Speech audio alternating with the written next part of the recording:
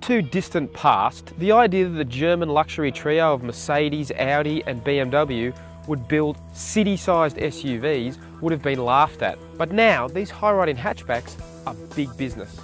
We've selected the most affordable compact SUVs from each brand. That means the petrol-powered Audi Q3 1.4 TFSI and the turbo-diesel BMW X1 S-Drive 118D and the Mercedes-Benz GLA 200 CDI. But just because they're the most affordable doesn't mean they're cheap or skimp on the luxuries. All start north of 40 grand and all come with a long list of standard features that live up to the reputation each brand has earned over the years. First up, the newest of the trio, the GLA. It's Mercedes' first compact SUV available in Australia, and given the growth of this market in recent years, it's long overdue. It starts at $47,900, which makes it the most expensive of the group, but it compensates with the most standard gear. The GLA comes with 18-inch alloy wheels, artificial leather, sat-nav, Bluetooth and a 6-speaker stereo.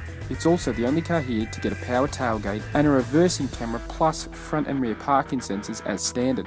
The GLA isn't as dynamic as either the BMW or the Audi, but it is a very comfortable and easy car to drive. If you're after a relaxed cruiser, then the GLA does the job. It's also got a very nice interior. It looks really classy and really modern. By far the best car here in that department.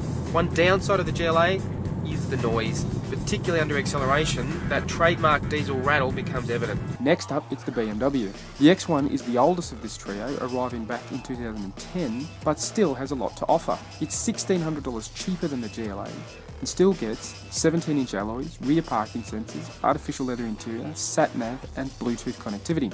The X1's engine, it's not spectacular, but it is a solid unit and it is reasonably quiet. Where the X1 excels is driving dynamics, a typical BMW trademark. This thing is actually the most fun of these cars to drive. It's the most engaging, the steering feels really nice, really well sorted.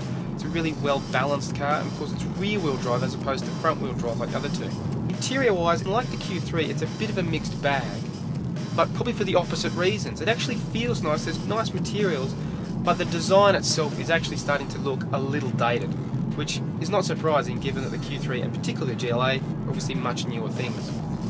Another BMW trademark on the X1 are the run-flat tyres, which unfortunately spoil an otherwise well-sorted suspension setup. The X1 will actually soak up the bumps in the road pretty well, but these run-flat tyres with a very stiff sidewall actually transmit all those little bumps to the cabin, so it can get a bit jittery and busy at times, which is a bit frustrating.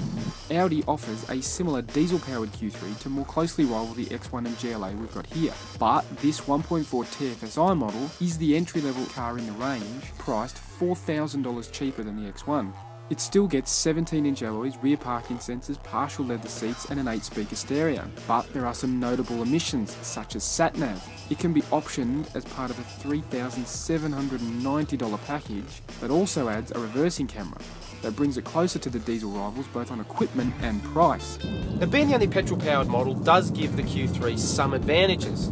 Most notably, when you put your foot down, the engine feels really responsive, but that does have some downsides, most notably trying to get all that power to the road through the front wheels. Particularly on a day like today when the road's wet, we have noticed the traction control really working overtime as it tries to feed all that power down. The Q3 is actually quite a fun little car to drive, particularly in the corners. It feels quite balanced and, well, sporty, I guess, so it puts the S in SUV. But the trade-off though is the ride can get a little firm at times, particularly over repeated bumps. If you hit a bigger bump, it can jar. Picking a winner is difficult because, not surprisingly from these three esteemed car makers, they've produced three very good cars. But which ones are cut above the rest? Well, for our money, it has to be the Mercedes-Benz GLA.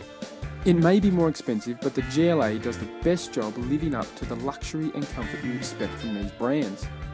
It doesn't feel compromised to reach its price and gives you the full Mercedes-Benz experience just in a smaller, more affordable package.